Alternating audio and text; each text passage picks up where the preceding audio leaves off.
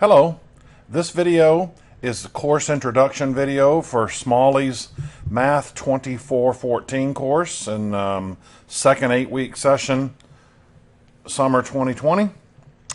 So I'm going to walk you through the process to kind of show you where everything is in D2L and help kind of get you going so you just don't know, so you know where to start. Now, I'm showing you right now, this page is just, you can get to the D2L via My Lone Star, but if you don't need to access anything else in My Lone Star, you can also go this route, which this website is just d2l.lonestar.edu, and you can do a secure login. Sometimes I use this alternate login. There's occasionally, it's rare, but there's sometimes where My Lone Star might be acting up and not working properly, but D2L is. This is sort of a backdoor path that you can take to get to D2L without having to worry about My Lone Star, but that's okay. It doesn't really matter that.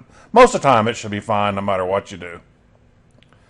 So it's going to take me to D2L only instead of My Lone Star. And of course you don't have 5,000 math courses open here, so this will be us. Starts tomorrow the 22nd. And now let me go through some of the highlights here. We're going to go through this carefully, and the main things you're concerned about is content, grades, course activities, and only one part of the course activities. So let me take you to content. So it never hurts to kind of click around, look and see what's here.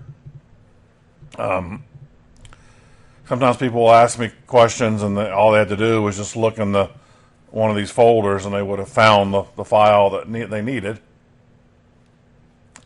Now, this first folder I call Course Syllabus and Other Assorted Documents. So, like I said, we'll see what all's kind of in here. And I'm going to bring up the syllabus. We're going to go through that first. I may not read the thing verbatim, obviously. Show you, if you've never worked with this, I'll get it out of this screen. We'll go to download so we can make it, full-size PDF. And in fact, when you see some of my other files, feel free to, you keep these, keep anything I've got in there you can have. You can just sit here and download all the PDFs and save them if you like. You don't need to do that, while you're working in the course unless you want to, but if you want to keep them as a reference. So here it is. We're using a new syllabus template, so it looks I got to look at everything carefully myself. They want to make sure that syllabi have some of the same system policies on there and that sort of stuff. So, and I had to, let's see. So let me look through this and see if there's anything blatantly wrong I need to fix. Okay, online course, days and times. Okay, it's online, not applicable. All right.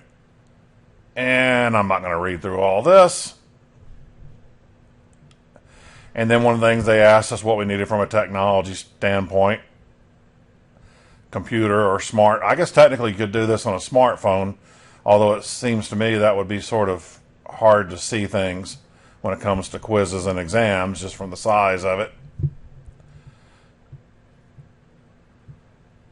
Let's see.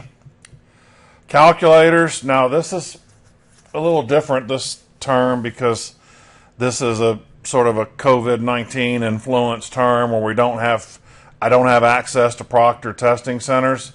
So anything, the exams will not be proctored this term. But I left that in my syllabus, meaning that in the future that, I ban certain calculators from being used on proctored exams, but I can't exactly do that for this term. This is the official textbook, although you don't have to get this textbook. I'll talk more about that in a few minutes. You can use any textbook that you like. If you have a fairly current My Math Lab code from a calculus textbook, I can help set you up a blank course. As long as they're still supporting the book. That's the key. If they're not supporting the book, it won't work. But let's say you took Cal 1 from somewhere and it was using a My Math Lab, and you would like to, even though I'm not going to give assignments in there, as I mentioned, not required. You might want access to that online book, so I can just set up a blank course where you can do that if you'd like. All right, all these policies, just read through those. I'm not gonna read any of that. Okay. Yeah, everything's a little bit different organization than what I'm used to when I put together my own syllabus. And this was kind of weird. This isn't exactly the way I would have done it, but that's all right. I'll do my best to explain this as clearly as possible. You can always email me if you're not sure. Now, we're going to have 3 regular exams, unit exams, what you want to call them, and we're going to have these quizzes, which I'll talk about in more detail. Now, the quizzes, there will be 10 of them, and I will average the best 6 out of those 10 to form that quiz average. The quiz average, percentage-wise, is exactly the same as an exam. Now, what we do, so if you take exam 1, exam 2, exam 3, and the quiz average, those are 4 grades. The lowest of those 4 is dropped. So theoretically, it's possible your 3 exams might be higher than your quiz average. In most cases, well over 95% of the time, students usually, that quiz average helps people. So it's usually one of the ones that counts. So it's I have to be tricky how I answer the question, are you dropping the lowest exam? Well, yes and no. But that's only if, you have to have a quiz average that replaces it. It's not, in other words, people can't not do the quizzes then also have an exam dropped. But yes, if your quiz average is lower than your exams, that probably means you have extremely high exam scores, and it's not a big deal anyway. Then the quiz average would be the one that's dropped. So that's how it works. The lowest of those 4 is dropped. But the quizzes, are going to help most people. So I list 4 things here, but it's the best 3 of those at 25% each, which makes 75%. And then the final has the same weight.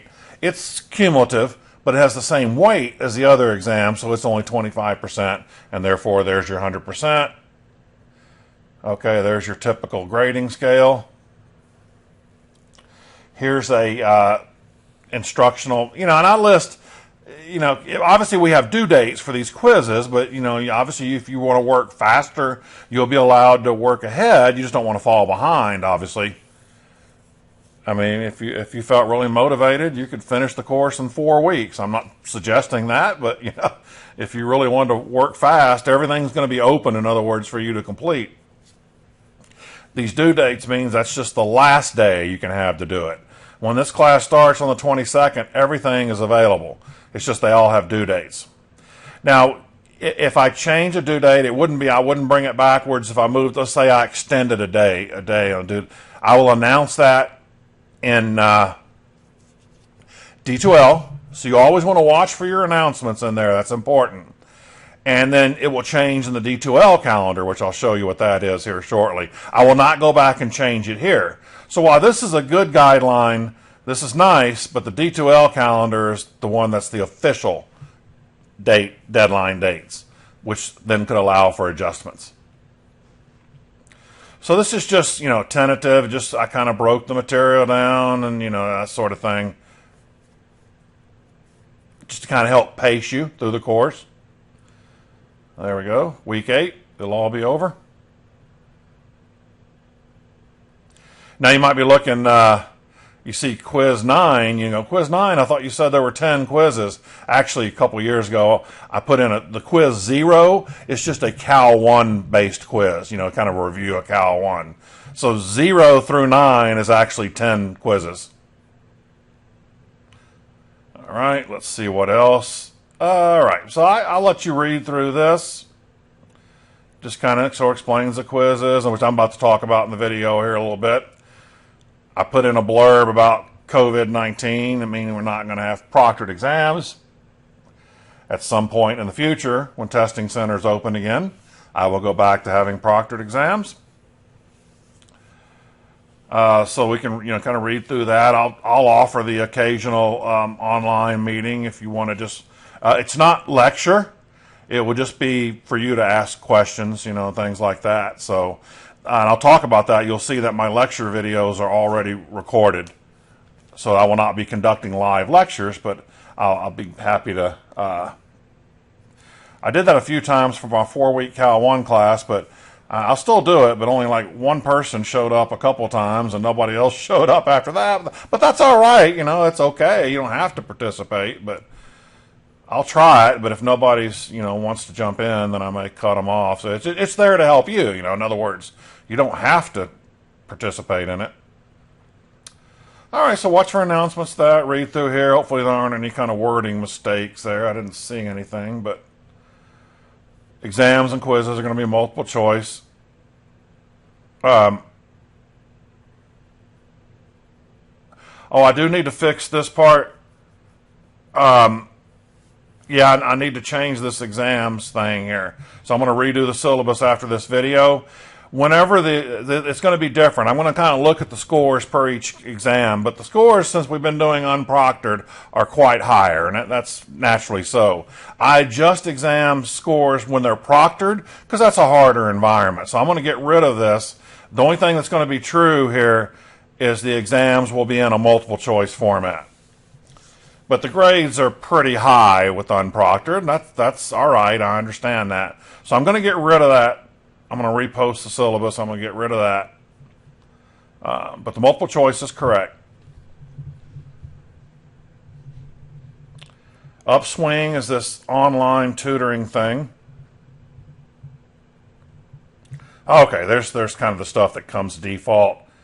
The academic coaching. There's another blurb about the Upswing online tutoring for now, since tutoring centers aren't open face-to-face. Bunch of important dates here. Okay, all that's administrative stuff. So that'll take care of the syllabus. And let's go back. Course syllabus, other documents.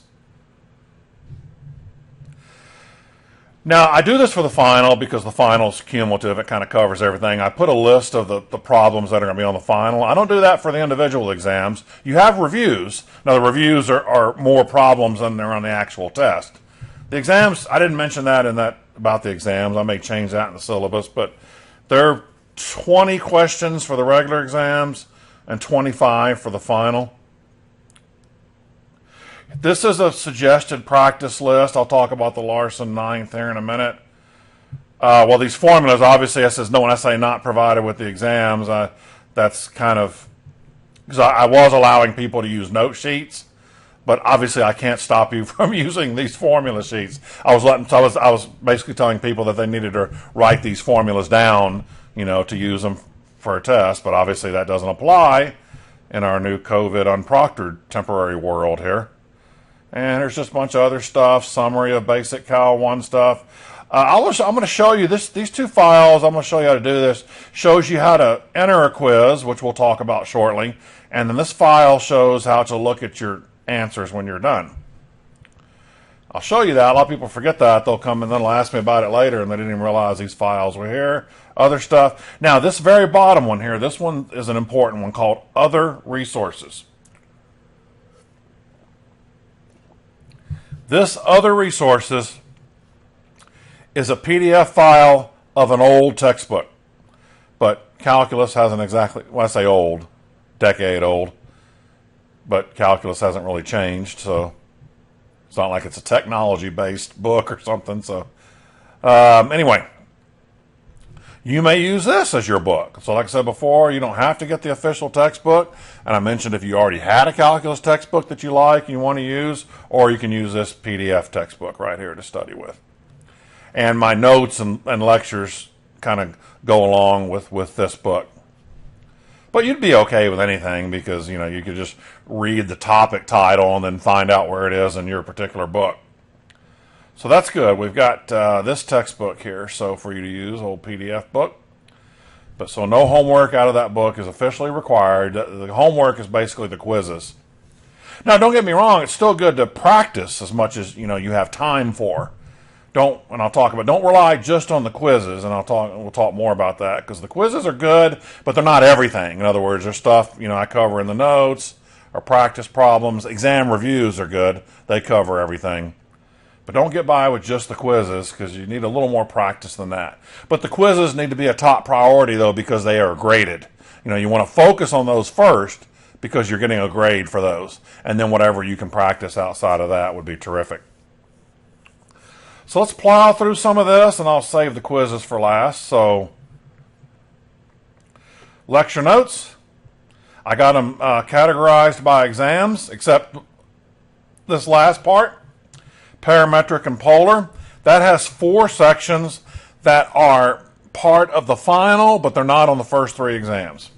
But everything else, so if you want to know what's going to be in exam 1, we kind of rearranged the content in this course, calculus course, a little bit. The newer textbook actually has this earlier, but this is based on the Larson 9th. So it might look weird. Well, why are you starting with 8.7? You don't need anything from earlier in chapter 8 to do this section. But so you see everything in this folder. That tells you the content on exam 1. So it's pretty, same thing. Here's exam 2. So it's all in the same thing here. We put in a topic that was actually used to be in Cal 1 years ago, and now we have it in Cal 2. It's pretty easy. So here's everything for exam 2. So it's all very well organized. So you know exactly what's going to be on each exam. Very good. And like I say, here's that separate part. 4 sections. That'll be at the very end of the course. The last 2 quizzes are based on that. And if you look at that problem list for the final, I think there's 3 questions from that material that are on the final. And I just have some other notes. Cal 1 notes, pre-Cal notes, anything in there you want to look at or have or keep, or mainly I say important notes from Cal 1. Mainly limits, derivatives, and antiderivatives. That's the key, because frankly, you're not going to need stuff like, it was fun to do. I enjoyed it, but we don't need related rates, for example, in Cal 2. We don't need optimization in Cal 2. So I didn't even put those notes in there. The primary focus to be proficient in Cal 2 is having strength with limits, and especially derivatives and antiderivatives, in that order, lowest to highest. Derivatives are usually pretty straightforward. It's the antiderivatives, the integration. So it's hard to be successful in this class if you don't have good skills. You don't have to be expert level, but you need good skills in the integration from Cal 1 to be successful in this class. All right, I have lecture videos, also organized by exam. So you click on these. They should kind of follow along with my notes. Now, they might not be a perfect match to my notes, because if I've tweaked the notes or updated them a little bit, it might be a little bit off, and I don't think I have the original notes files, but it ought to be close enough. It shouldn't be confusing, but it might not be a perfect match. Maybe I've eliminated an example from the notes, written notes that's in the video, whatever. So here's all your lecture videos are right here. I even have some Cal 1 videos, especially, like I said, if you want to review the integration, especially integration by substitution. That's a very important one. Here we go, exam reviews. Now for the exam reviews, I have the PDF files and the videos in the same folder.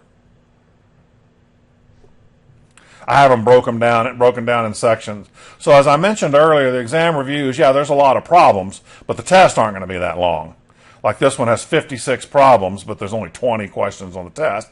And it's designed that way because, the philosophy of more practice, the better, as much as you can do. So here's the top one, for example, would be just a blank file, which you'd want to practice. And I think it has answers at the end, but this is actually better. And this next file, the solutions, means my written out solutions. And then what the videos do, they explain my written solutions. It's me talking through them. So you may not need the videos. It's totally up to you. It's whatever use whatever you think you need there. and they're kind of sectioned off into little blocks of problems. When I first was doing these videos, I was having trouble with software, and it kept crashing, so it was really frustrating to get deep. So I said, let me just start doing these in smaller segments or whatever, so that way I wouldn't have a video with 40 problems, crash and lose a lot of work. So then this worked out well when I started breaking them down into little segments. So this goes all the way through. So once again, you have like this one, so you have the actual PDF, they have the written solutions, and then you have the video of me explaining them.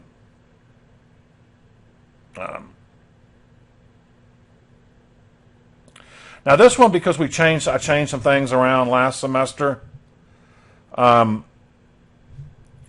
This is not merged into one thing. That top one is just for 8.8.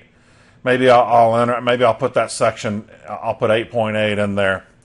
I probably should get those merged together as one file, but I'm not going to. I might do it. I may not. I'll make an announcement if I do change it. But these two together actually are all on the same exam, and I have the worked out solutions. But it looks like the video solutions, though, they're not. Well, yeah, they are separate. I'm sorry. Yeah, there they are. Well, to match the order I had up there, I should move this one above, because that's actually section 8.8, which is before the chapter 9. Yeah. Yes, I might change the titles a little bit on these. And then here it is for the final. That's all.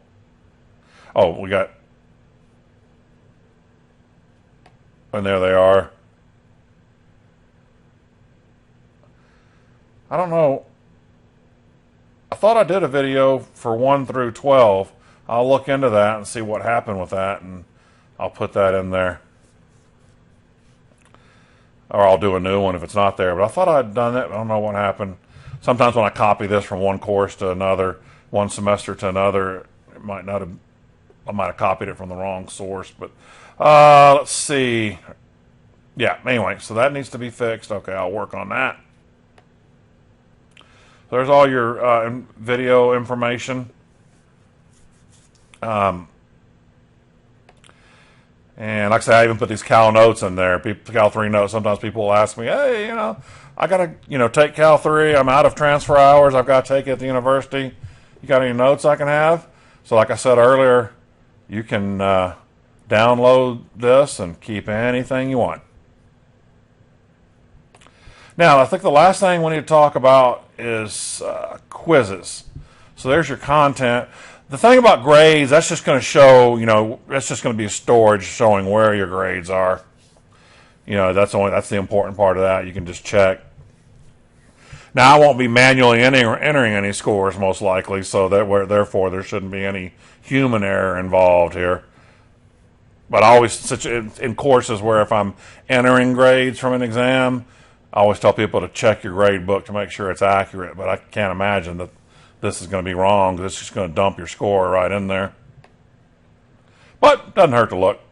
Check it out every once in a while. So the last thing we've got here is quizzes. And before I do course activities, let me go back over here. Now, the quizzes are really more like homework. They're not...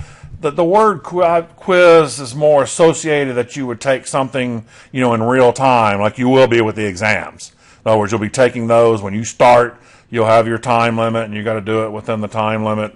I think they're the short, anywhere 3.5 hours. The second exam might be 4 hours. I don't know. I'll look into that and let you know. But they're at least 3.5 hours. Final might be a little bit longer than that. But anyway. But the quizzes are a little different. They're more like homework, because what you'll do is you'll come over here and you see these are your quiz files. Like, for example, here's quiz 0. So what you do, I'm not going to worry about downloading this. Oh, I mentioned this is the only quiz that I added some stuff because I thought Cal 1. This is the only quiz that has 20 problems. All the rest of them are 10. So what you'll do is you go through and you work all these till you have a completed set of answers that you're happy with. Now, of course, you're going to have to make sure you do this before the appropriate deadline. But you'll go through here and you'll work all 20 of those. You'll get your answers. Then when you have your answers and you're ready to submit it before the deadline, you'll go over here to Course Activities, Quizzes. And you will click on the quiz, in this case, Quiz 0. I think I've set the time limit for like 60 minutes or something like that, but that's way more than you need because remember, you're not working this quiz, you're just entering your answers. So you'll click on the quiz and they'll ask you to enter the quiz, and then you go through there and you carefully mark your answers. Be careful. One thing you want to watch for, I don't know what causes this, and I don't make this happen, but sometimes it will scramble the answer choices.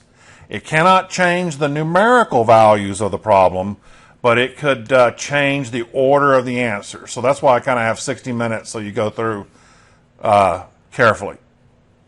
For example, if you work a problem and you know the answer is, I don't know, 2 pi, for example. You know that's the right value. And let's say 2 pi was answer choice A on the PDF file, and you know that's correct.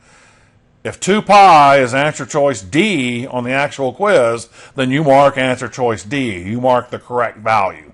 Don't just blindly go through there and, I'll do this in 30 seconds. I'll just go A, B, C, B, A, B, D, B, whatever. Just look at the answers to make sure they haven't scrambled. And you'll be fine. So, the quizzes, so you'll do it that way. And so I have that file that was in the syllabus in the same folder where the syllabus shows you how to do this. Now, the tricky part is the viewing of the quizzes. People have trouble with this, but if you can remember what I said in this video, there's a file that says reviewing quiz, how to review quizzes. I'm going to tell you right now, but instead of having to go back and scroll through this video, you could look at that file. It's a little tricky. Now, the quizzes will be viewable 1 hour after this deadline. So they will be available. It doesn't matter when you submit it. You have to wait. So in other words, if you submit the quiz and you make a 95, you're dying to know which one you missed. Unfortunately, you're going to have to wait till the deadline. 1 hour after the deadline. So it's available June 26th at midnight. The quizzes are all 1 hour. Now, it's a little tricky because it seems like what you would do is go back and click on the quiz. That seems logical. But that's not correct. So what you do after that June 26th at midnight, you go over it. It may not show it right here, right now, because we haven't done anything, but it's going to show, when you click on this, it's going to say submission or view submission or attempt or something like that. It'll be obvious. There won't be like 5 million choices here. These are choices for me as the instructor. Maybe if I change it to student mode here real quick, let's see what that would do. It's showing what all I can do on it. But it'll be easy once but you don't, because you can't click on the quiz itself because if you've already taken the quiz, you can't enter it again. All right, submissions, there it is. We haven't submitted anything, but you'll click on that. That's how you see it. That's how you view the quiz. So once you have the hang of that, you'll be fine. But yeah, I get a few people asking me, how do you view the quiz? There you go. Hopefully you can remember that.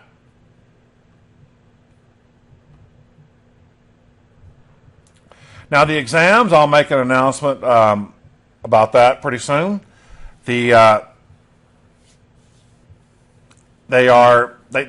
this little key here means they have a password, and I just don't want somebody to accidentally open the exam. The quiz is one thing, but the exam, I didn't worry about it for the quizzes, but for the exam, open it by mistake. You'll at least have to type in a password. But I'm going to provide those passwords in writing, but they're real easy. They're exam 1, lowercase, no space, exam 2, lowercase, no space, exam 3, and then final exam, lowercase, no space, all the same. But anyway, I'll put that in an announcement so you'll see it.